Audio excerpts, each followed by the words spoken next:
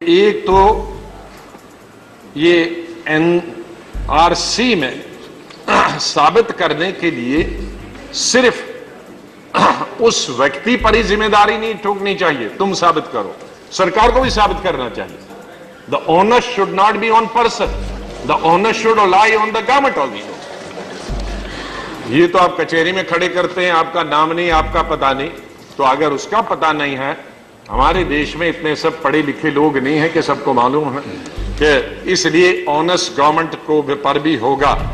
और फिर legal assistance हर व्यक्ति को सरकार, केंद्रीय सरकार और राज्य सरकार उसका प्रावधान करना चाहिए। और तीसरा पॉइंट, कोई भी किसी भी व्यक्ति की हैरेसमेंट नहीं होनी चाहिए। ये गवर्नमेंट ऑफ इंडिया और स्टेट गवर्नमेंट आसाम को उसकी रिस्पॉन्सिबिलिटी लेनी चाहिए। और चौथा मेरा है कि 16 बिंदु हैं, 16 टाइप के सबूत चाहिए।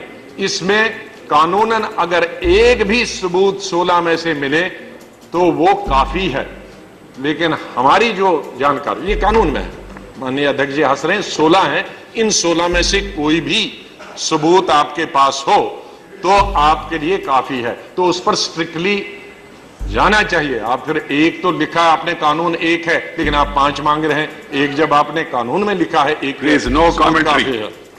और इसी तरह से जैसे मैंने कहा कि इसको मानव अधिकार का विषय मानकर लेना चाहिए, न कि किसी धर्म और जाति के लिए, और न इसे किसी पॉलिटिकल पार्टी को इसे अपनी राजनीति और वोट के लिए ये किसी इस्तेमाल नहीं करना चाहिए। और विशेष रूप से जो सरकार है, वहां की सरकार है और यहां की सरकार है, इसे राजनीति का मुद्दा और वोट की मशीन न बनाएं, बल्कि मानवाधिकार के विषय समझकर इसमें निर्णय और न्याय